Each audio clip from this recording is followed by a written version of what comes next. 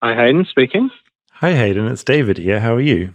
I saw that I was getting a call from California. So when I call you on Facebook and you know who's calling, you never pick up. I have to call multiple times. When I call on this mystery number like I've done just now, you picked up immediately. Yeah, but I don't have to go through the history with you on that.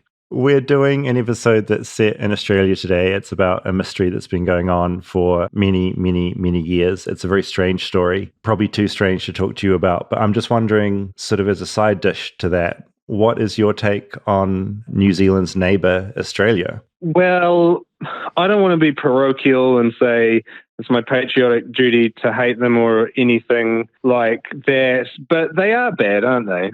I mean, that's the thing. They are like a worse New Zealand, slightly more criminal, just slightly worse in every single way, and they're not kind of plucky, battling underdogs like us. They're a bit arrogant. I think that maybe this is okay for me to stereotype a whole country because I don't know, but if you could find a reason why it's okay, that would be really helpful for me.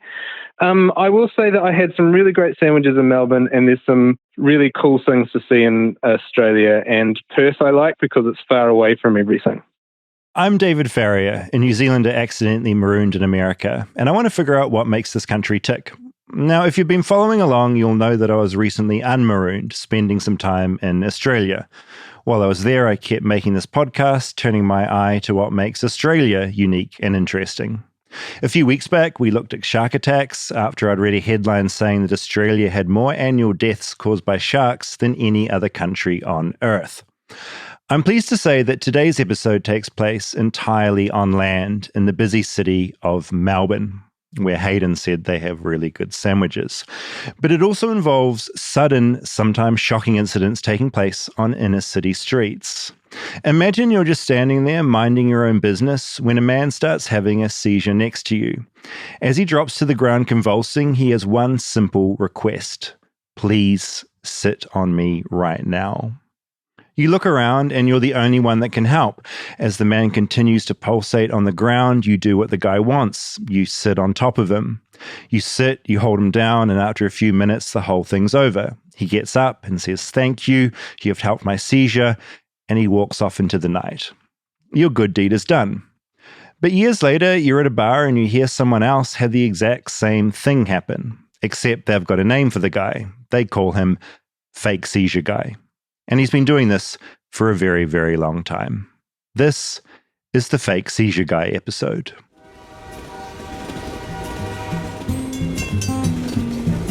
Flightless, flightless, flightless bird touchdown in America. I'm a flightless bird touchdown in America. Hi, Rob. How are you? I'm good. How are you? I'm good. It's been another week of chaos here in America, and it feels nice to maybe like dip off to another country. Yeah.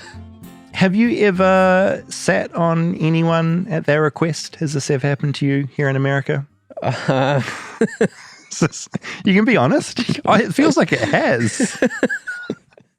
I mean, that seems like a little too much information. Yeah, it is a lot. To ask me, David. It's very revealing, isn't it? Yeah. Especially when this is being broadcast far and wide. Yeah. Strangers never asked me to sit on them, no.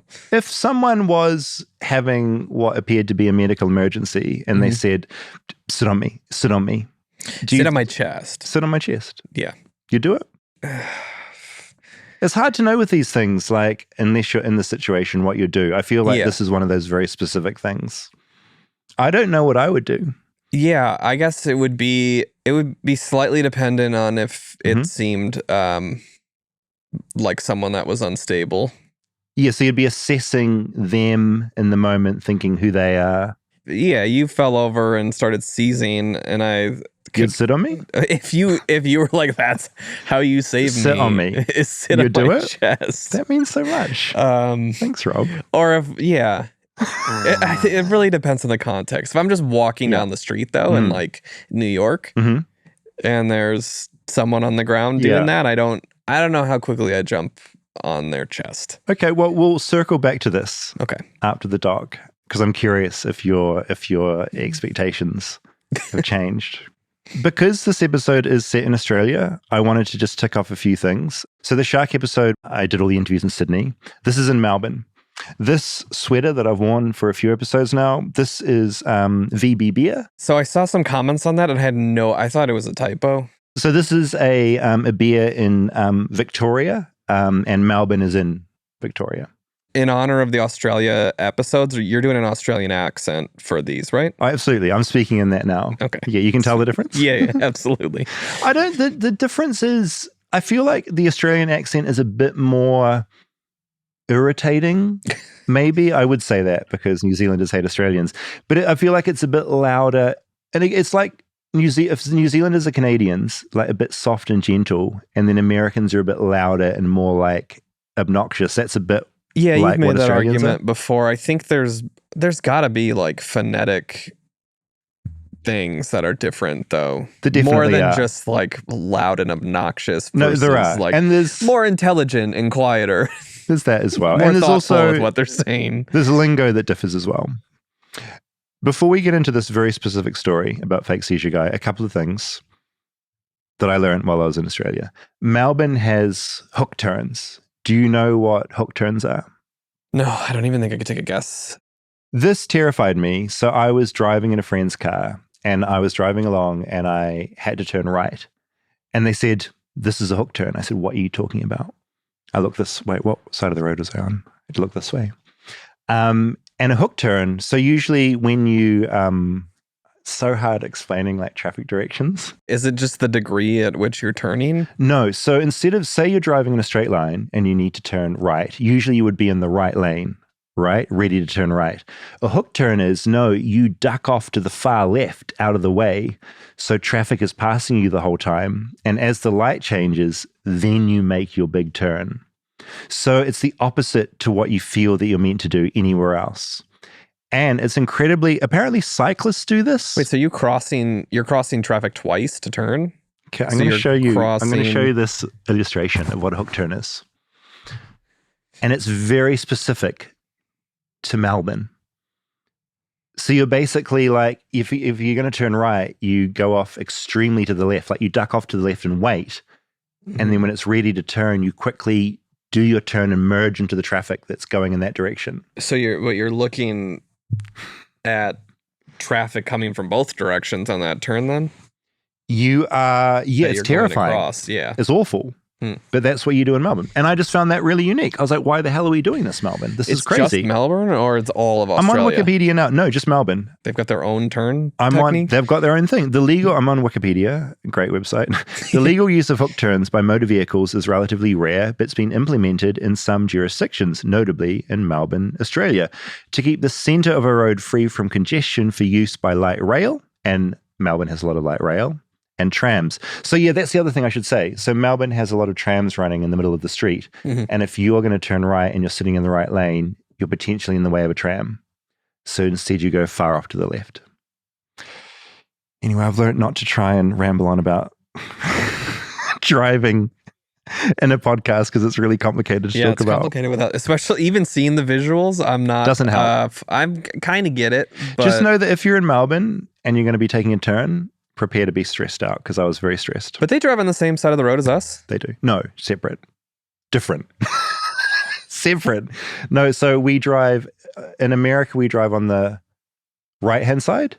In New Zealand, you drive on the left-hand side. But Australia's on the left-hand side too? Yeah, same as New Zealand. So, but in your picture, was that a one-way road? Oh, Christ.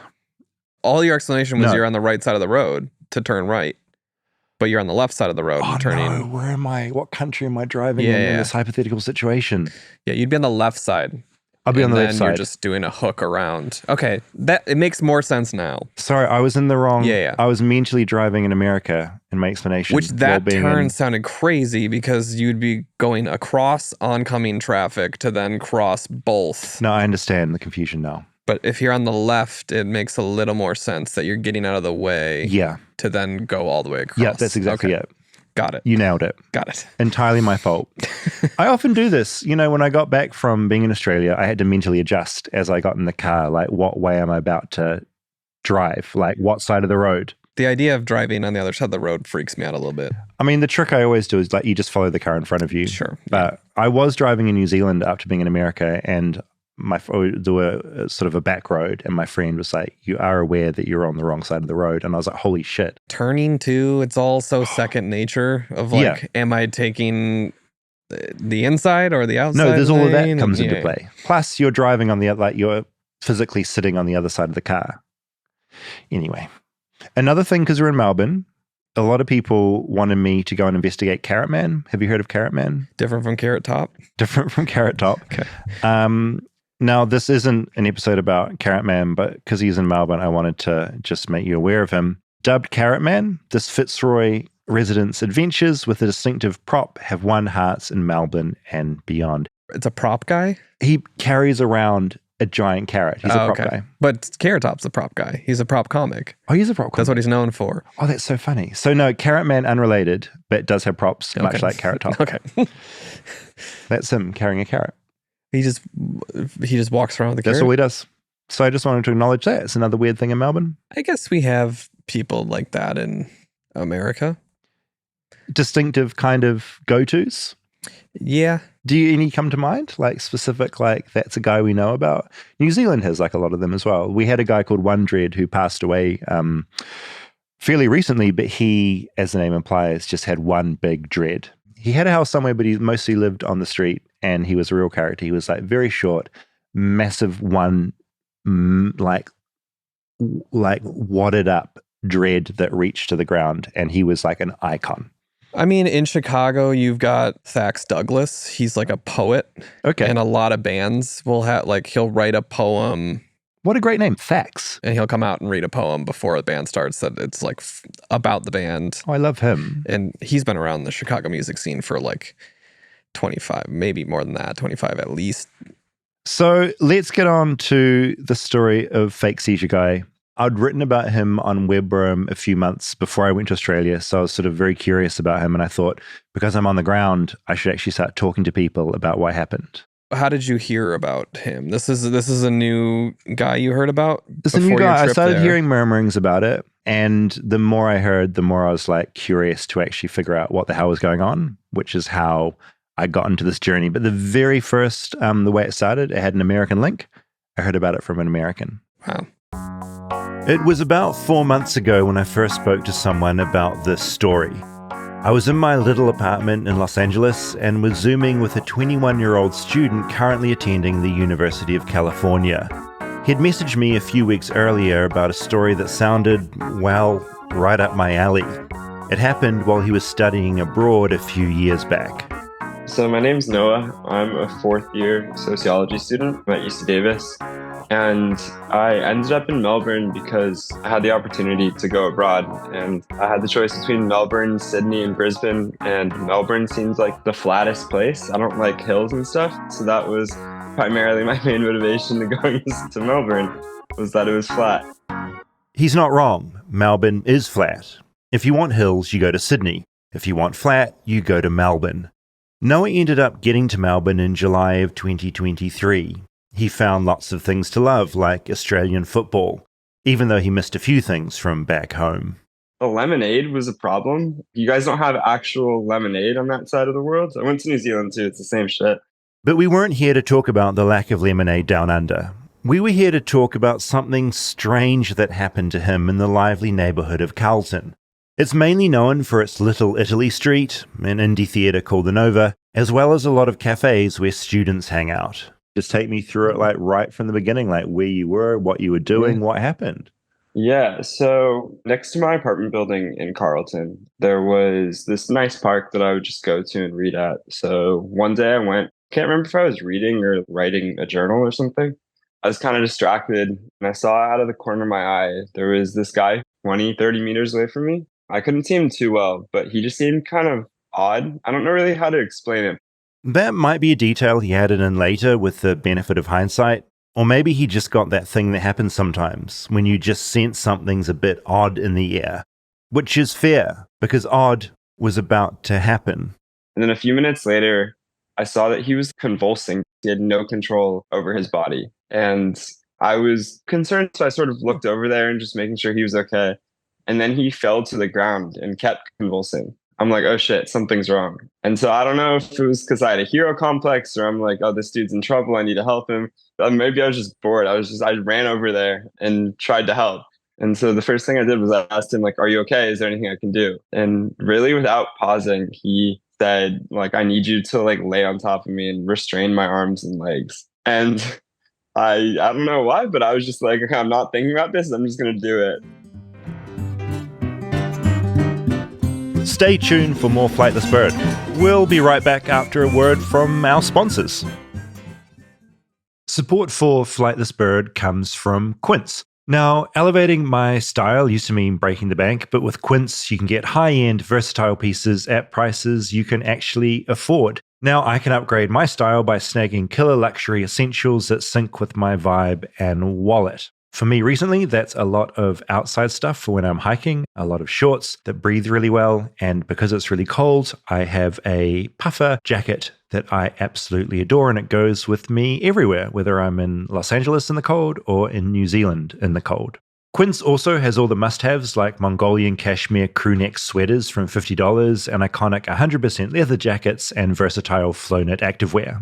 That's the stuff I like. The best part of all this, all Quince items are priced 50 to 80% less than similar brands. That's huge. And by partnering directly with top factories, Quince cuts through the cost of the middleman and passes the savings on to you and me. And Quince only works with factories that use safe, ethical, and responsible manufacturing practices along with premium fabrics and finishes. I'm actually wearing Quince right now as I record this ad. I'm about to go hiking in these shorts, and I can't wait.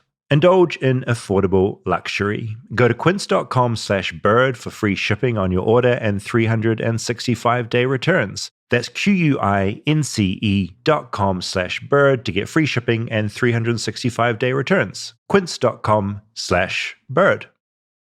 Flightless Bird is brought to you by Rocket Money. Now, if there's one thing I hate in life, and this probably resonates with you, it probably resonates with most people, I hate spending money on things that I shouldn't be spending money on. I hate just flinging money away into the ether when I don't need to be doing that. And that's where Rocket Money comes in.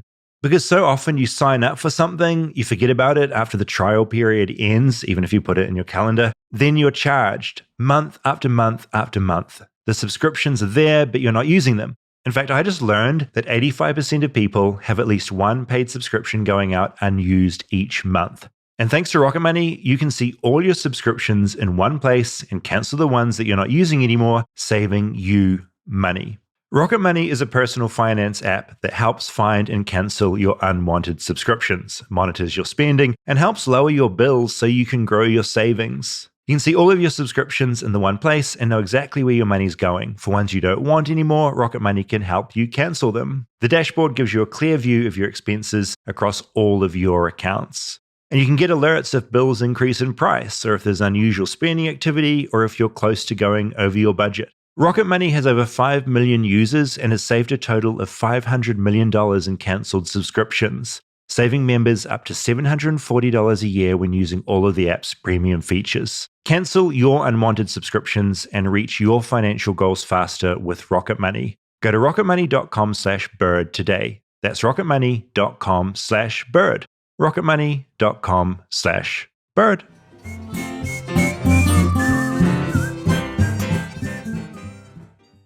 He reckons there were about 20 people in the park that day, but none of them were as close as he was, and the guy was talking directly at him.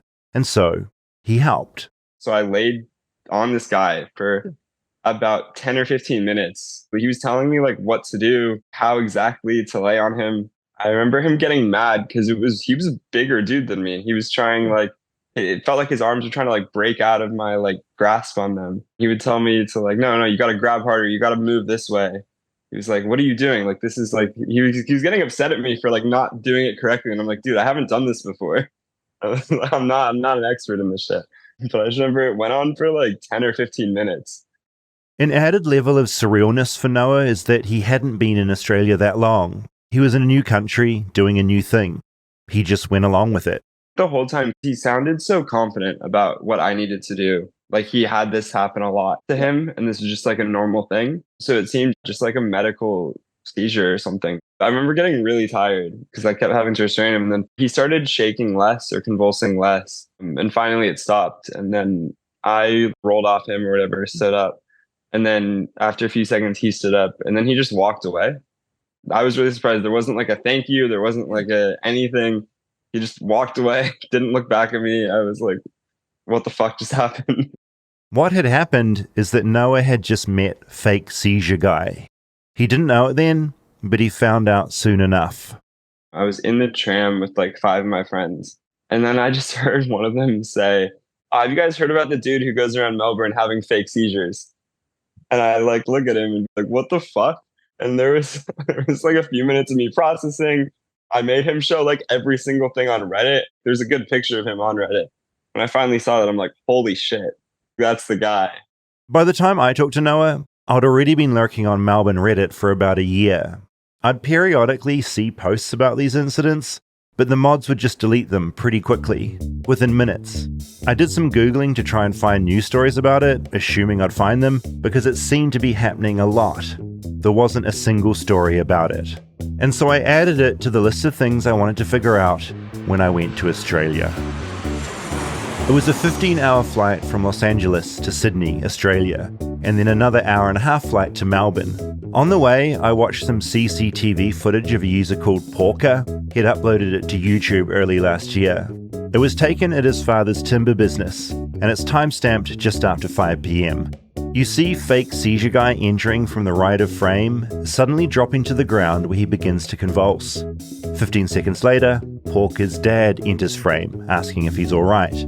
Fake Seizure Guy gets to his feet as the man says, confused, "Where did you fall from?" Fake Seizure Guy then drops to the ground again, shaking. Things unfold in an eerily similar way to what happened with Noah, with a few exceptions. I'll let Porker himself explain, the guy who uploaded the CCTV footage from his dad's work. I met him in a bar. He wanted to stay anonymous as Porker, but was happy to explain what had happened that day. Tell me about your encounter with fake Seizure Guy, how he came into your life. Okay, so we run a timber business and I had gone home for the day and I'd received a call from my dad at around 7:30 p.m. saying, "You won't believe what just happened." And I go, "What?" He goes, "I was working on the car and some guy just started having a seizure next to me." And me, obviously being a Reddit lurker, knew about fake Seizure Guy, and I said to him, "Hang on, wait. Did he tell you to sit on his back?" He goes, "Yeah." I go, "You're joking." He goes, "Yeah." I go, "You just got G'd, you got shafted, like you've just been fucked around with, you know?" He goes, "What do you mean?" I go, "No, he goes around Melbourne, it's what he does, Dad." He goes, "Nah." He goes, "But he asked me to tie him up and everything." And I go, "Yeah, well, why the fuck would you tie him up for?" And the funny thing is, I had to convince my dad that it was actually not a real seizure. My dad ended up tying his arms way too tight, and he asked if my dad could loosen them. Yeah. And then my dad offered to call an ambulance. At the mention of an ambulance, magically, the seizure started to stop. Fake Seizure Guy gets up, no longer convulsing. The pair of men shake hands. Fake Seizure Guy exits stage right. His rescuer takes a breath. The whole thing lasted for about 12 minutes. 12 minutes of sitting, grabbing, gyrating, and restraining with rope. But what also struck me about all this is the fact Porker instantly knew what was happening. I wondered if this happened so often it had become a sort of Melbourne law. For 3 years I'd heard about it on Reddit, and it sounds so cliche, but you never think it's going to happen at the front of your own house, you know? Yeah, not to your dad. Yeah, literally. He was so proud of himself, you got no idea. What was your dad's reaction? Did he laugh or is he like... Well, at the time, he thought it was legit. He was under the impression that he helped someone. Took me a fair bit of convincing to tell him that what he did was probably the worst thing to do for someone having a seizure. But he was pretty upset. He felt like he was taken advantage of in a way. There are a few things going on here at once. On one hand, Porker acknowledges what happened is serious, that his dad was upset, that he felt like he'd been taken advantage of. On the other hand, it's all just a bit of a joke. This is a very Australian reaction to something like this. It's the same in New Zealand. We make a joke out of everything, even if it's not all that funny. I took the piss out of my dad for a very long time and downloaded that camera footage, and we still laugh about it. Porker and his dad didn't call the cops. They weren't sure they needed to. Life just went on. Porker says they still even see the guy from time to time. He still comes around from time to time. But yeah, I'm sort of torn at the moment because I have tried to say hi to him and like gauge what sort of a person he is, but he just completely is like in his own world and doesn't want to respond or anything. So they clock each other and move on. Is this like one of the stranger things that's happened to you in Melbourne? Fake Seizure Guy is definitely up there, man. Definitely up there. Because he seems to snap out of it as soon as you say that you'll call him an ambulance, you know. He magically healed, shakes my dad's hand. My dad felt so proud. You don't understand how proud my dad was. He felt so accomplished, like he'd done something good. Like that was Save someone. That was a good deed for the day, yeah. He called me to brag about it and I ended up fucking up his whole day. Initially, I had thought this had been going on for about a year, max. But Porker says he'd known about it for at least 3. To the point where when people see it taking place, some now know exactly what's going on. People like Aaron, who witnessed an incident about 5 months ago. He was in his friend Brody's apartment. The last time they'd looked out onto the street, they'd seen a guy practicing his skating. The next time they looked, well... So my encounter with the fake seizure guy happened in August of 2024. It was really strange because it happened right out in front of my apartment. My friend Brody was staying at my place and I just happened to look outside and I saw some commotion, see what was going on. Took a closer look and realised that with a little bit of verification, realised it was the fake seizure guy. There's this weird thing that happens where this thing's happening online and it's this really weird feeling when they suddenly jump into real life. I think it's kind of a rare thing to encounter. What was that feeling like? Where you're like, oh, you know this from the internet, but suddenly there it is outside the window. Yeah, so strange. I thought at first there might be a citizen's arrest or something. That's what it sort of looked like to me. But we realised it wasn't. Brody and I sort of went back and forth together and decided, well, we need to do something about this. Like, we can't just sit here and watch what's happening. So Brody, who looks like a very menacing guy, he's very sweet. But we went onto the balcony and sort of yelled down at him to break up the situation. Brody yelled, is everything all right down there? Just to kind of draw some attention to it. And that's when he started explaining that, he was having muscle spasms and he needed someone to hold down his arms. We obviously knew that wasn't the case. So to further intervene, we said, you're not that guy we've seen on the internet before. And as soon as we said that, the mood very much changed for the guy sitting on top of him. He sort of realised what was happening and immediately stood up and went, I want nothing to do with this. This guy beforehand was, practicing his skating on my street and was just roped into it. The skater gets up and stops restraining fake seizure guy on the ground. What is fake seizure guy doing once you intervene? He was yelling back at us, trying to, convince us that he was having muscle spasms and that he did need help. It wasn't very convincing because we had obviously seen him on the internet before, but he was trying very hard to convince us that is what was happening. He said after a few words back and forth, the guy basically gave up and walked off around the corner. His seizures, well, they'd stopped. There's obviously been people that have called him out for doing, whatever he's doing, but not to the point where the police could realistically make that positive change. I mean, for example, after that incident happened for us, we debated calling the police. In hindsight, we probably should have. We didn't at the time, because we felt there wasn't a lot that they would have been able to do.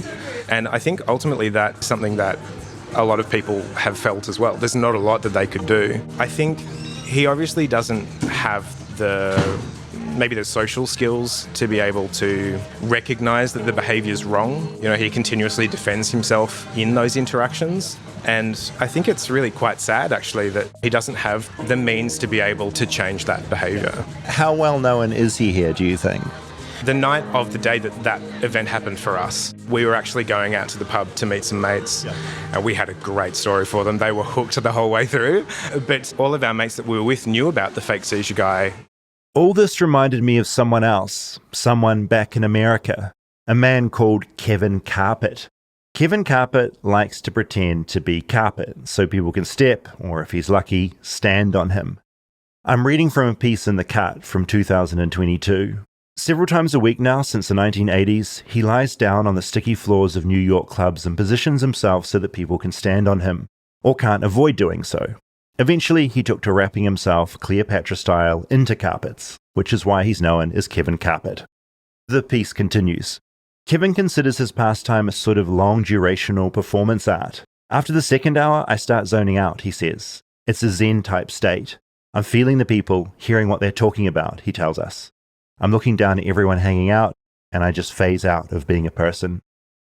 I wonder if fake Seizure Guy is doing his own version, Melbourne's longest ongoing performance art piece. And whatever's going on, word is starting to spread. Since I started looking into this 6 months ago, and certainly since I'd come to Melbourne, people were talking about it. He'd started to appear on Australian TikTok.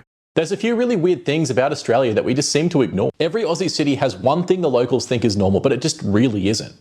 A pretty big influencer in Australia, Christian Hull, heard the chatter and remembered that uncannily he'd had his own experience a number of years ago. He took to his 2 million followers on TikTok to recount what had happened to him. Buckle in, this is a long story, but this is what happened when I sat on this man. Poor naive Christian had no fucking idea of what was to come. Fake Seizure Guy started getting mentions beyond Australian social media, hitting the giant podcast Last Podcast on the Left. Apparently this is a well-known character in the Melbourne area. Where's the fucking reporters on this? Yeah. Because I haven't seen one thing about him. They mentioned a subreddit, which I think is worth pointing out. Remember how I said the mods on Melbourne's main Reddit were deleting posts? A new subreddit had been created in response, where people just logged sightings. A lot of the posts treated it as a bit of a gag, but others had a more serious tone. It's not some harmless prank, quirk, or joke, reads one of them. It goes on. For starters, you never need to restrain anyone seizing. When in doubt, first aid for seizures is pretty much hands off, call ambulance. Don't fear you're endangering someone who is having a medical emergency. That is not the case, and certainly anyone capable of jumping up and running away when you say you're about to phone 000 isn't in medical need. 000 is the Australian equivalent of 911. The undertone here is that things are somehow allegedly sexual in nature. This theory has come up with everyone I've spoken to. I don't get into it too much here, I guess for the same reason people are reluctant to call the police. They don't have proof. They don't know for sure. The Reddit post from earlier mentions this aspect, saying, "For those who've been assaulted by him, you have every right to how you feel about this. People have a right to define their own experiences. If you're feeling numb, sad, hurt, angry, confused, violated, whatever, or a combination by the experience, what you feel is valid. You deserve empathy and support. You're entitled to help. You didn't do anything wrong. You weren't stupid to fall for it. You were manipulated. No one has any right to minimize what happened." With posts like that in mind, and what I've heard, now's probably the time to say I reached out to Melbourne Police about this back in October. I fired off a fairly general email to Victoria Police. Victoria is the state that Melbourne sits in. The thing is, going on the reply I got from a senior media advisor, it seems like they'd never heard of any of this. Their reply read, "Thanks for reaching out. You need to advise please if any of these matters have been reported to police, and if so, who to and when. As you would imagine, these could have been reported anywhere. If any of the victims you've been speaking to can provide an investigator name, even better. Then we'll be able to follow up."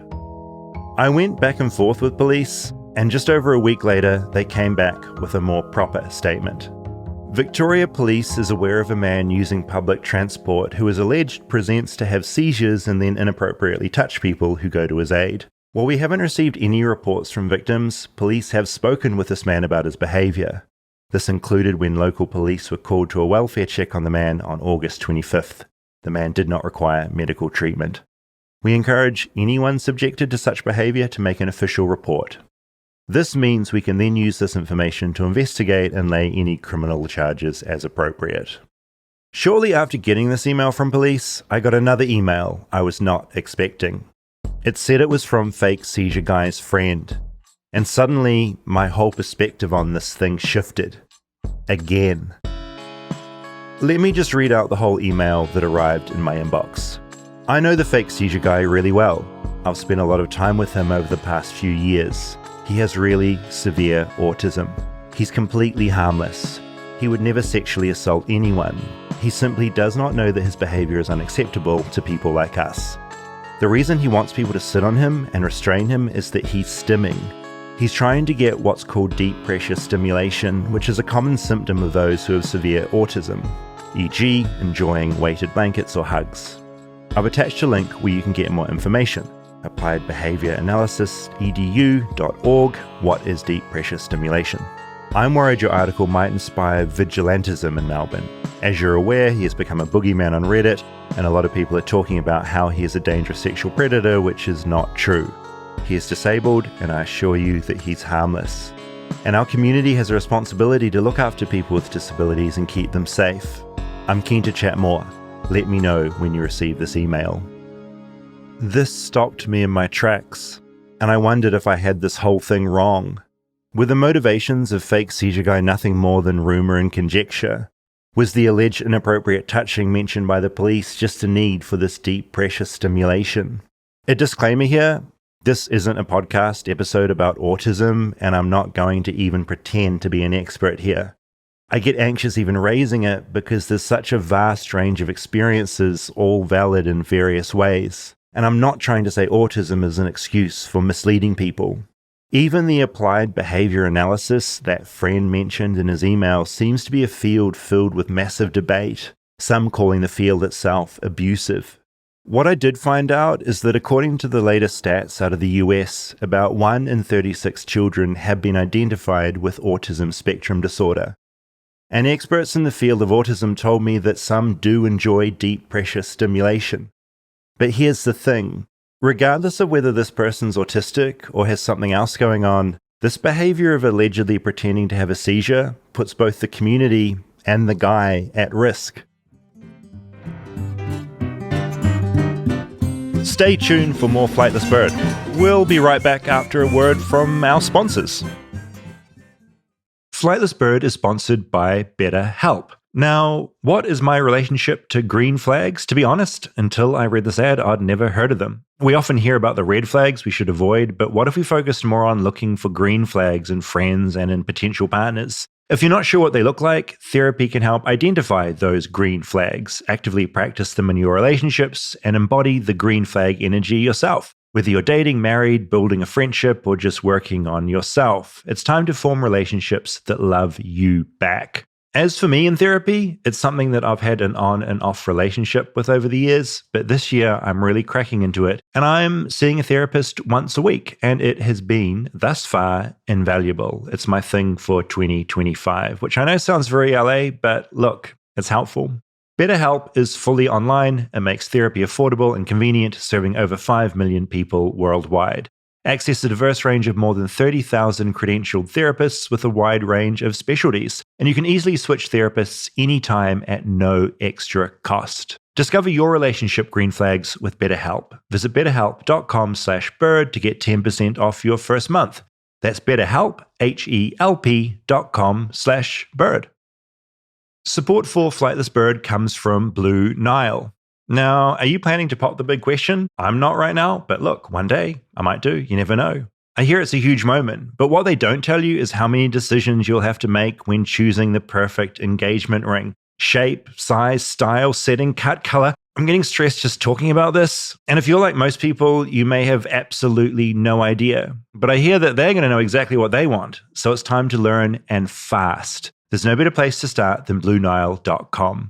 At BlueNile.com, you'll create a bigger, more brilliant engagement ring than you can imagine at a price you'll never find at a traditional jeweler. Since 1999, Blue Nile has been the original online jeweler, always committed to ensuring that the highest ethical standards are observed when sourcing diamonds and jewelry. Also, your surprise is going to be safe because when you order on Blue Nile, it's insured and arrives in packaging that won't give away what's inside so you don't ruin the big surprise. I hear like when you're giving the ring, it's got to be a surprise, so that really helps there. And in most cases, it's delivered overnight. Blue Nile also has a 100% satisfaction guarantee with free shipping and returns, so you can make sure the ring you pick is the one. And because love can last forever, you get free service and repair for life. Right now, get $50 off your purchase of $500 or more with code FLIGHT at BlueNile.com. That's $50 off with code FLIGHT at BlueNile.com. BlueNile.com.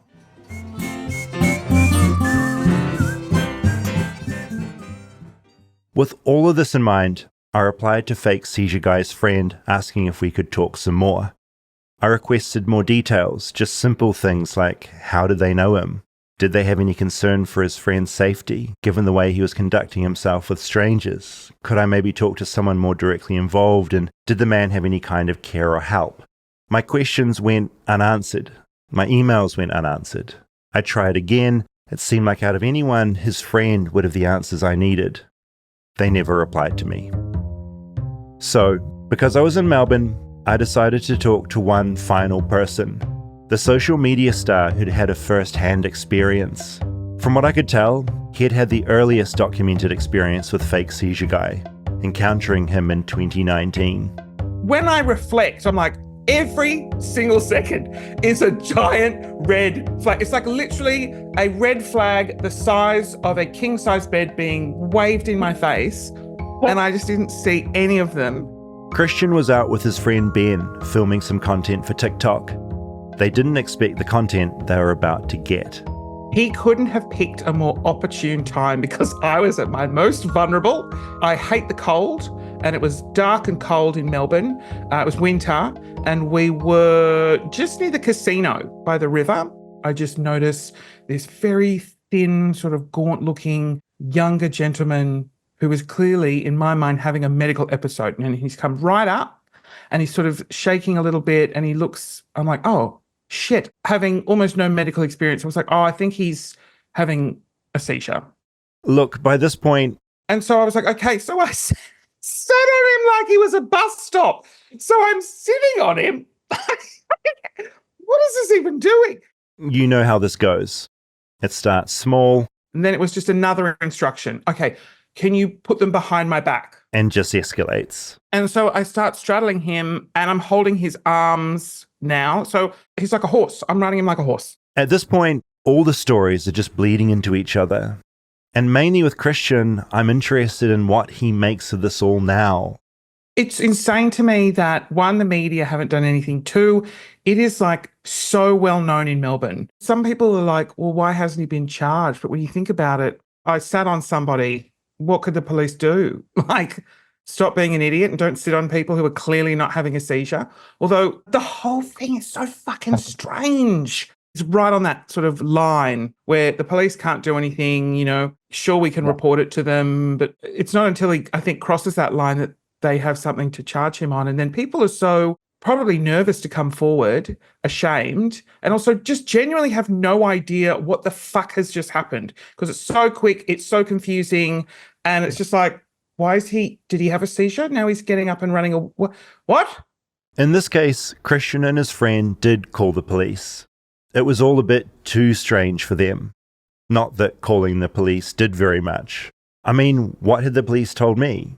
We haven't received any official reports from victims. After we called the police, I was a bit shaken and I lived a short walk away. But I asked Ben, my videographer, I was like, can you drive me home? He's like, yeah, absolutely. As we're walking back to the car park, we look over at some commotion, and this is literally 200 meters away. He is doing the same thing to these young guys fishing in the river. And Ben runs over and is like, you know, screaming, like, it's fake. This isn't real. Get off of him. He just did this to us. And he immediately, at this point, he was on the ground and someone was just hovering over him. They hadn't sat on him at this point. And he got up and ran immediately. Like, Jesus Christ, like 200 meters away. Definitely afterwards, would this prevent me from helping someone in an emergency situation? And ultimately, I came to the conclusion of no, but it will make me a lot more aware of what's happening. And just when you go into something like that, don't fully trust somebody, which is sad, but just always be aware that there could be maybe an ulterior motive, just in the back of your mind, just because at that point when I was helping him, I was 100% in it. And so if I was like cautious, I would have still followed through. I probably would have still done the exact same thing, to be fair. I'm not going to be like, you're not having a seizure. Like, that's awful. But yeah. And here's the thing. Christian's so torn about this. When someone needs help, you help. That's how we're meant to operate as a society. Also, he's done it so many times that he's got it down to a fine art. He knows exactly what to say, when to say it. He gets in, does what he needs to do, and gets out. I do worry that all he has to do is pick the wrong person, and he's not only ruined his life, but he ruins theirs. You know, because in the heat of the moment, you know, they might do something that, you know, they get charged for. I personally don't see an end to this. I just don't see it. I don't want him to get injured or hurt. I feel almost more confused at this point than when I did coming in. I think about the police saying they'd never had an official report. I think of all the stories I've heard, of Porker saying his dad felt upset and taken advantage of. I clock that it's only male victims, never female. I keep thinking about that email, allegedly from the man's friend, saying he's harmless. Our community has a responsibility to look after people with disabilities and keep them safe. While I was in Melbourne, I'd been to some of the spots fake Seizure Guy had been spotted. I never saw him. There is another piece of correspondence worth noting. I talked to a grad student studying applied behaviour analysis, that somewhat controversial area I'd mentioned earlier. They were a registered behaviour technician, and I thought their message was interesting. Deep pressure stimulation is something that's known about in the applied behaviour analysis community because it has mountains of scientific evidence backing it up. Stimming is when a person on the spectrum does what we call stereotypic behaviours, behaviour that has no environmental purpose but is self-reinforcing. In general, there's nothing wrong with stimming, and most ABA therapists don't interfere with stimming. Some clients need guidance to learn when and where they can do certain types of stimming, and many clients stim from frustration. ABA helps them learn to navigate overwhelming feelings like that so they can move forward rather than do nothing but stim. Any person on the spectrum would probably tell you the same thing I'm telling you. People who stim don't go around asking strangers to get involved with their stimming. In fact, that's part of the point of stimming. It helps block outside stimulation that's overwhelming the client. Conclusion, whoever wrote you that email may have actually been fake Seizure Guy. Or they may have convinced themselves they know what's going on and they're defending a poor autistic person. Either way, that email was wildly incorrect.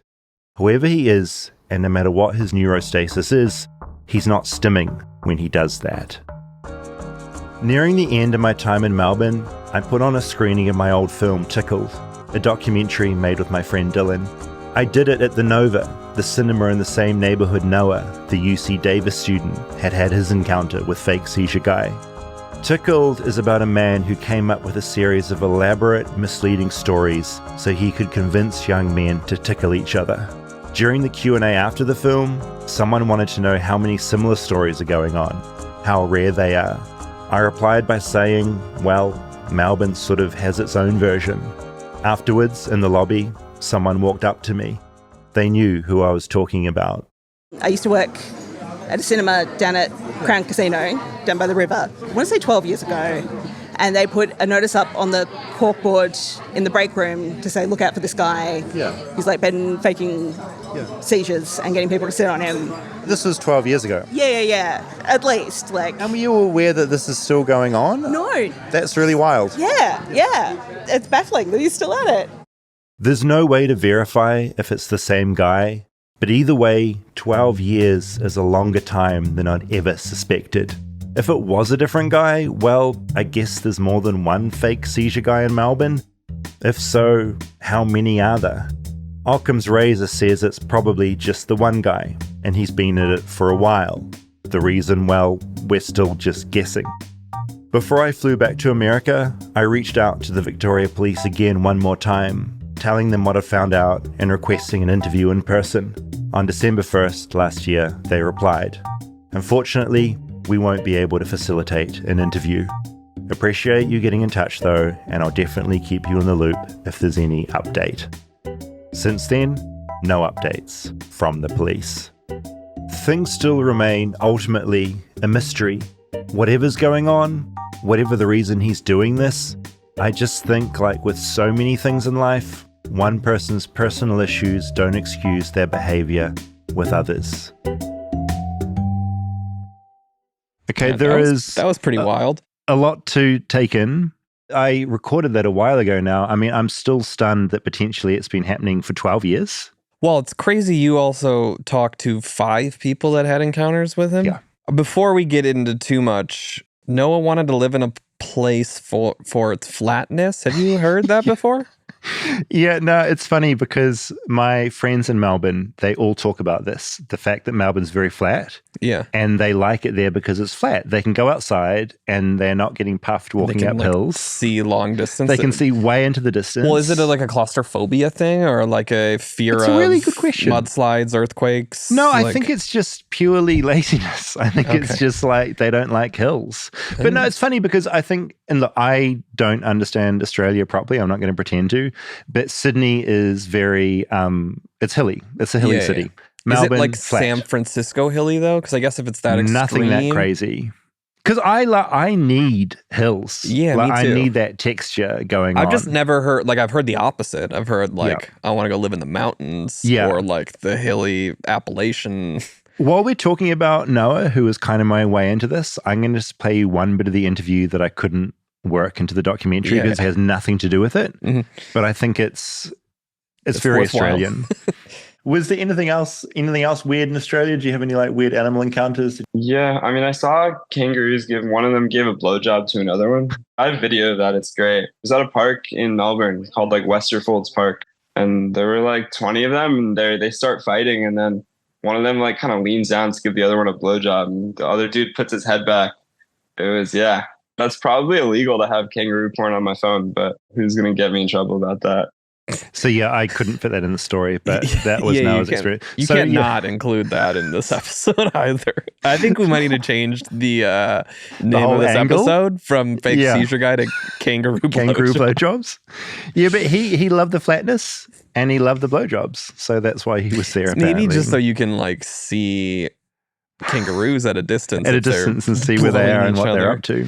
So flat Melbourne. Have you ever witnessed someone have a seizure before? Never. I've never been around someone that's needed any kind of really serious medical help. The only time I've seen a medical emergency was horrible to watch. It was an old guy on a Segway in New Zealand. He hit like a little curb and he went flying, and we all called an ambulance and waited with him until the ambulance came. But I've never been around any kind of like a seizure, a heart attack, anything like that. I've saw one once in like junior high. Right. At like a party. Mm-hmm. These kids were playing this game where you like take deep breaths and then you like hold. Like an asphyxiation? Like try to try and pass out? To try and pass out, and then like you wake up. Yeah. And one of the kids at the party did it and started having a seizure like. Oh, that's terrifying. After that. And it was like a few seconds and then he like came to and was fine. Right. Yeah. It's intense. Well, that's the thing. I think, ultimately, I mean, I do still come out of this with so many questions. I mean, I'm amazed that it's been going on for so long. I'm amazed that the Victoria Police appeared not to know anything about it, but then obviously walked that back when they had a statement in a couple of weeks for me. Yeah. But also, it's just, I love these kind of stories, or I'm intrigued by them because there's so many different layers going on. Yeah. And it just makes you think that first thing, like, what would you do? Which is where we kind of started. After you've heard the circumstances this happened in, do you think you would end up doing what he said and following the series of kind of escalating instructions on what to do? Well, I could see myself very easily, like I would not do this now, having heard the story. If I saw someone having a seizure and asking me to sit on them, I wouldn't. Yeah, no, because that's one thing to make clear, like that's not what you should do. Like if you see someone having a seizure, if you take one takeaway from this, don't sit on them, don't restrain them. But I'm also very avoidant of too much conflict. Like even today, this happened today, outside the coffee shop, there's occasionally people that are there to get you to sign up for petitions. And yeah, I know this. Things. It's a very common LA thing. Yeah, and you fought them. I didn't fight them.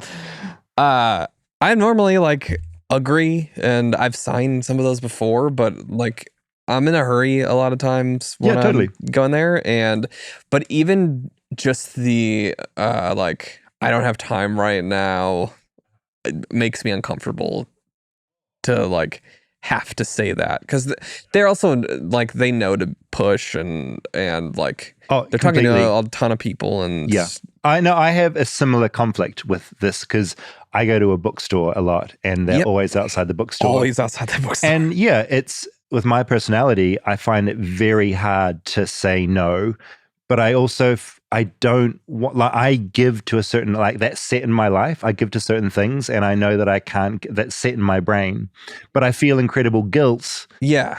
I don't want to give my information to someone that's on the street as well, too. And like, if I want to help this organization, I'll go do it through a different avenue. Completely. But then there's the guilt of, they're trying to get their quota for the day. I feel less guilt because a lot of those people are getting paid to be there as part of their organization. So it's not like they're there not get But literally today, so it happened before I came here. Okay. I had to pass them to get to the coffee shop. I parked on the other side of them. So I parked, had to walk past them to get to the coffee shop, half a block away. But as I was passing, I was like, I'm in a hurry, sorry. And they're like, all right, we'll get you on the way back. And I was just like, oh, no. So when I left, I literally walked I walked 4 blocks further. Rob. Just to walk around so I didn't have to the awkwardness, because it is then a judgment, because also with the coffee situation, that's a visual thing. You've got to put your money into this thing. So what a horrible, selfish individual you are. Like, that's running in your brain. Yes. I've done similar things because of awkwardness and because of not knowing how to deal with it. And I'm sure we're not the only one. With all that to say, if I am confronted with a situation where someone needs help and is pushing to like do this to help me. Yeah. If I'm stuck in that situation, I'll probably do what they need until it gets to a point where it's like dangerous to me or to them. No, and I think that's exactly what this individual relies on. Like, from everyone I spoke to, he appears to know about the bystander effect. So he's not going to do it in the middle of a cafe where people are like, oh, someone else can do this. He'll find someone that's on their own or just with one friend. And then you're much more likely, of course, like if someone is saying, I'm having a seizure, hold me down. You're like, I don't want this person to like die. So you'll do it. And maybe the asshole that's like, no, sorry, I'm not going to do this. Yeah, and then they die in front of you. No one wants to be that person. I also think with this situation, I am, I don't have the answers for what's going on. And I talked to a number of people involved. And, obviously this person has something going on. But the reason I think this is important to tell, sure, it's like a quirky mystery, which is what I'm drawn into.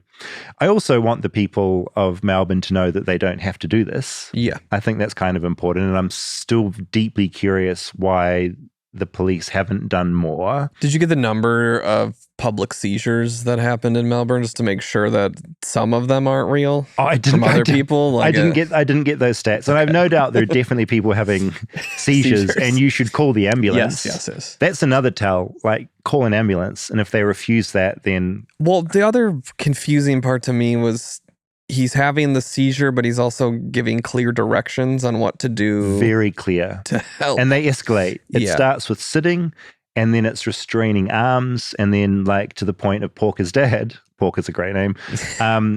He wanted to be tied up and restrained, which is, again, then it goes into that whole area of stimming, which is a legitimate thing, but then also... is this that, but combined with something more nefarious, or is it simply someone wanting to get their rocks off? And I'd say ultimately, whether the person emailing was fake Seizure Guy or not, which I think is a legitimate concern. There's some chance that it was. I think there is. I mean, full disclosure, as you were listening to that documentary, you said that to me in the moment. Yeah. Is that the guy? And that was raised later in the doc. But... the other danger in this is vigilante justice. Like, I don't want this guy getting like beaten up because someone takes this in the wrong way. And I think that's the other surprising thing why there's been no kind of coverage or the police haven't come out with a statement, because ultimately this guy is putting himself in danger if he meets the wrong person. I mean, if you did this in certain parts of America or Los Angeles where people are much more armed and I think prone to violence at times. More armed and dangerous. Reference it a little note. Totally. It's a huge risk. So I think that plays into it as well. So there's a few things of is there a sexual component to this? You brought up that it's only male people that he's asking to do it. Yes, only male victims that I spoke to. I'm yet to meet a female victim. Yeah, which there's no concrete evidence that it's sexual. But it is something in the column of, this could be a thing. Could be, yeah. I mean, I think back to Tickled, part of when I was making that film was like, all the people in these tickling videos, they're all young men. And I think the second you get a type in any kind of situation, it becomes some sort of like fetishized fantasy. Yeah, and you have to think in that way. But then it is also then like, if it's not sexual, then is it criminal? And that's the big thing. To be like purposely deceitful and faking this medical thing to people, like you can't charge can you charge? I don't think you can charge someone and with that. I think that's the other almost looking at it in a deeply cynical way. If it is just a deep ploy for this person to get what they want, it is the perfect crime, because if what you want is someone to sit on you, there's nothing illegal about that. It's so innocent. Like, what, the cops are going to turn up, arrest this man for for making me sit on him? People are willingly doing it because he's saying, like, I need you to do this to help me with my seizure. I think that's the other reason I was drawn to the story. It raises so many just scenarios of like, at what point then does it become a problem? Like, at what point does something that is regular for you but sexual for someone else, at what point does that become a problem? Do you know what I mean? Yeah. Well, because then it's also the victims of that. Like, there's this weird, like, shame thing that's happening and embarrassment that they were duped. Completely. And yeah, so that's another reason they don't call the police in the first place. Yes. Yeah. And that's, again, it's a perfect why would crime. you do that? Yeah. And just the scale of this, the fact it's been happening for over a decade in Melbourne. And Melbourne is a big functional city. It's not like some little like bumfuck place in Australia. This is like a big city. Big flat city. A big flat city. And fake Seizure Guy has been going at it for a really long time. And just the fact I was in Melbourne for maybe 4 or 5 days and I spoke to that many people, there were a lot more willing to speak with me. It's pretty mad. So if you had seen him and he wanted you to sit on him, would you have done it? I would have absolutely not sat on him. What I would have done if I'd seen him is I would walk up to him, I think, and just say, hey, I'm David. I'm from New Zealand. I've been talking to a lot of people that have had a similar story of you having seizures and them sitting on you. Well, but he's having the seizure at this point. Oh, currently? He's currently having the seizure. Is your move, you get on him, you sit on him. Absolutely. Knowing what I know. You want him. Oh, and then you can ask your question, yeah. So I restrain him, sort of the technique of like restraining someone and forcing him to answer. I guess he'd be on side. I guess I could say like, how often is this happening? Has this happened to you today? Yeah. I wouldn't do it. I would not go near sitting on him. I'd wait till he got up. And then I would just gently ask him some questions. And I'm super, super curious if he has friends or helpers, that alleged friend that emailed me. Is there anyone around? Because I think if there's anyone in this person's life, they need to communicate to him that this isn't a safe practice and to find another outlet. Do what you do, but find someone that is willing to do it. That's the other thing, is the fact it's a stranger game, too. Is that probably, part of the thing? Yeah. Again, this is all just like speculation, right? But that again makes the story more fascinating. So look, if you are listening to this and you have any great insight, we're flightlessbirdchat@gmail.com. Super curious if you've heard similar stories. I mean, I raise Carpet Guy in this. Or if you're fake Seizure Guy. Yeah, if you're the guy and that wasn't you emailing me, 4 months ago, then please do email me because I'd like to know what's going on. And if I've made any errors in this story, then I would love to correct them. Here's a scenario for you. Okay. Fake Seizure Guy listens to this. Mm-hmm. He says, David, I'd be willing to let you interview me and I'll talk to you about everything. I see where this is going. But you have to be sitting on me while we do it. What do you... That's interesting. That's almost a bit like the scenario where someone says, I'll give you an interview if you pay me to do it. It's like you're instantly somewhat compromised because you're giving them something they want. I wouldn't do it. You wouldn't do it? I wouldn't do it. It would crack the case. He's like, I'm an open book. No, because what that would do, it would just validate probably all the answers I think I already know. And I would feel like I'm not going to get anything fresh out of him that I don't already suspect. That would be my general thing. Right. The big question is, if I had some sort of medical emergency and it required you to sit on me and to tie me up for 15 minutes as I sort of gyrated on the ground, whether you would do it. I think we have a close enough friendship where I think you would. Yeah, I don't think that's your proclivity. No, I mean, I wonder you'll find out. So we're on the road again. It'll be like later this week to this live show. Well, you also wear these little short shorts, so you'll have a towel if that's your thing. Short shorts is my thing. Just like gently like trying to get a little look over here. So an unusual story out of Australia. I'm curious for any feedback. I guess I'm also curious if you have any sort of local legends in your neighborhood. I'm sort of curious to hear about them now. Any sort of American local versions of this, like a Carpet Man or someone like that. I love these stories of unique people doing unique things and the mystery around it. I'm sure there's a million in LA. Oh, there'll be so many. We almost need to leave LA for these stories. Yeah, no LA contributions because we know this is full of it already. Yeah. This is where they all come. This is where to they become all stars. arrive. I think it's better when it's not here. Yeah, I agree. Should we do a little bit of feedback? So if you want to get in contact with us, we have flightlessbirdchat@gmail.com. We're on YouTube, youtube.com/@flightlessbirdpodcast. Please like and subscribe, as a Calvin would say. Look, the feedback is almost getting unwieldy. There's too much. You logged into the email the other day, right? It's a lot.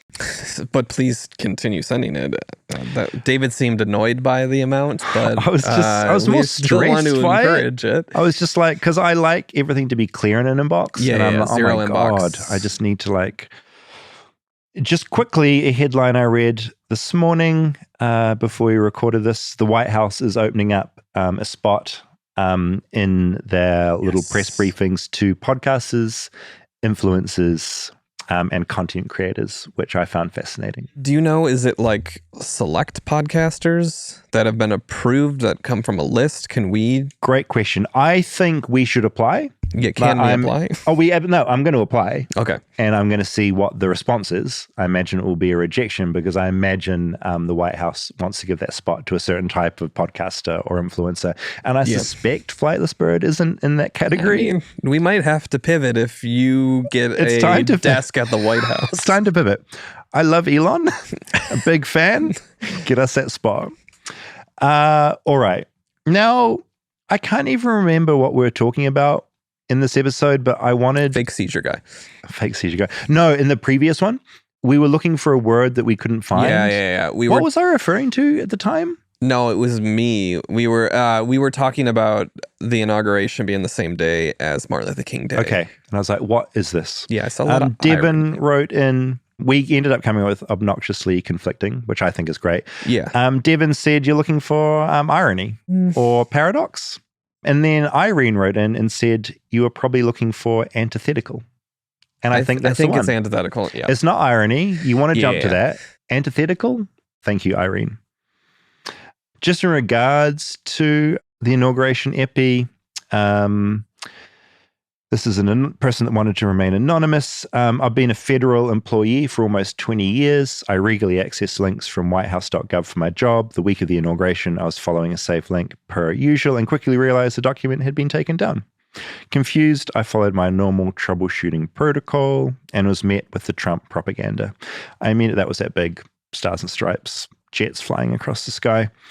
I immediately felt sadness and comfort. As an American government employee, I feel double embarrassed and guilty for being part of the system. I'm grateful for what my job provides me and my family, and resentful and scared of what it might turn into. Anyway, appreciate the episodes. They keep a smile on my face. Yeah, I mean, I think that's the thing about all of this is like where it's headed. Completely.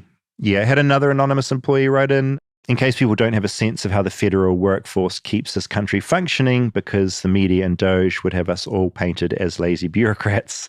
There are like 3 million of us, and mostly we do non-newsworthy, very important things. We distribute critical benefits like Medicaid, SNAP, Social Security, etc., etc. We keep national parks clean and safe and awesome. We study and publish data on diseases and disease prevention. We keep government records accurate, organized, and accessible. We make sure all government websites work right, etc. That's just scratching the surface. Critically, most of us are in non-partisan roles. And by the way, the pay is much less than the private sector for the same skills. That said, the new administration is gutting the non-partisan workforce so they can replace us with political henchmen who only care about licking boots.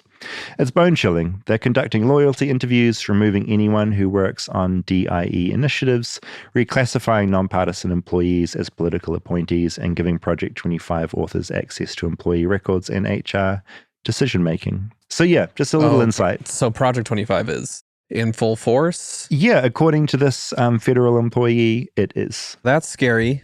Yeah, I mean, that was a very prominent thing. That was denied, I think. It was denied, but it's pretty obviously in play. Is any part of you a little proud that some federal employees listen to this show? Oh, amazed. No, at least two. No, amazed. Yeah. No, it was. Like, I always like it when people write in that work in the spaces we're talking about. Yeah. Because I very much feel like an outsider. Does it have people that are in these roles? Yeah. It's great. So I get especially excited when like a university lecturer or a school teacher writes in. There was a social studies teacher that wrote in saying they enjoyed the show. And it's like, I feel like, okay, we must be slightly on the right track. Yeah. That feels nice. A lot about lazy rivers. Haley wrote saying, I had a chuckle when I heard you guys on this week's inauguration episode talk about lazy rivers and floating. As someone from Wisconsin, home of the water park capital of the world, the Wisconsin Dells, I feel particularly qualified to share what I believe to be the definition of a lazy river.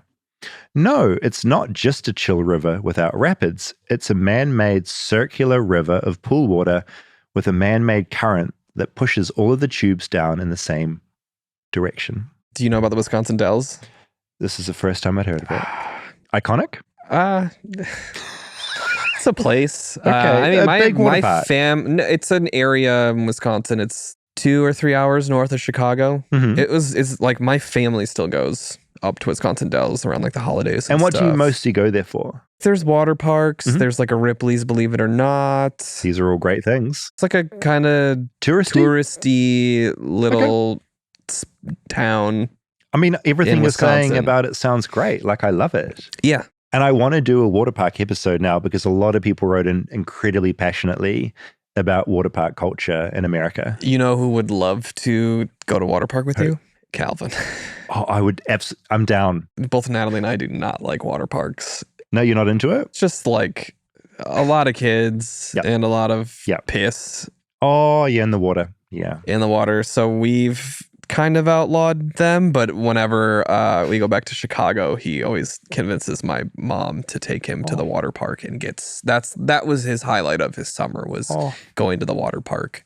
What's the slides, right? It's like slides as a kid are so exciting and endless. You just do it and then up to the top again. Yeah. So you and Calvin. Happily. I'd love to take them. I think she's right about lazy rivers being man-made, circular, but there is tubing and like river floats.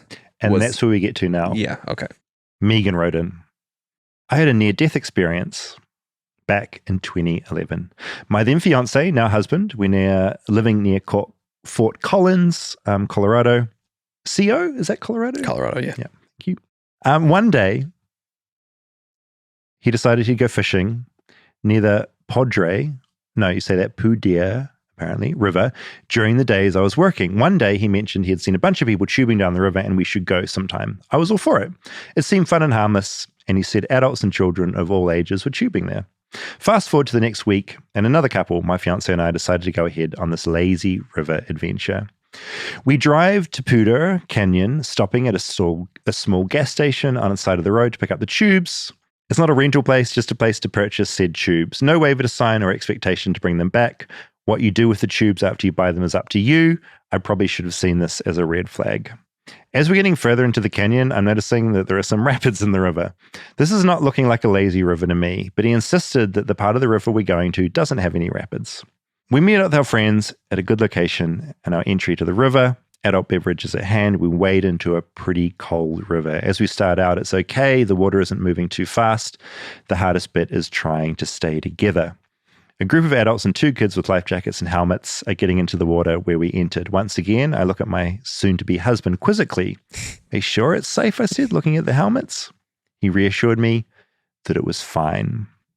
I didn't want to be a Debbie Downer, so I just pushed my fear aside. We start picking up speed. The family who got in just after us is bobbing alongside us now. They've obviously done this before, so I'm slightly relieved. We've been in the river for 5 minutes when all hell breaks loose. We come around a bend and there is a huge boulder sticking out of the river. I remember maybe there was a spot where you had to lift your butt up so you didn't get caught scraped on the smaller jagged rocks under the water. Now the adults in the family pass us and their kids aren't far behind. I've lost the ability to grab onto my fiance. We see some rapids coming up. And these rapids are massive boulders sticking out. The 2 kids are now passing me and navigating their way around 2 of the boulders. I had no control over where I was going because I'm in a fucking tube with no paddles. I only had a vodka on me. I'm picking up speed. I'm flung straight into a boulder. My tube flips. I hit my head in the boulder beneath the water. My life flashed before my eyes. I thought it would be the end. I come up crying and screaming. Somehow I managed to hang on to my tube. Cut a long story short, it wasn't a lazy river. Yeah. She married that man that almost killed her. They're apparently living happily ever after, but she said be very careful on what river you go in and do actually make sure it's a lazy river. Yeah, make sure it's a sanctioned lazy river. Got to be sanctioned. Okay, I'm going to end on this. Mariah. So I get that the wildfires are terrible, but to be honest, I was completely distracted by Rob's hot podcast documentary voice. Where has he been hiding that voice? More Rob documentary voice. Please, you need to narrate a true crime podcast. When I did that one, I think we had a conversation about how awkward it is.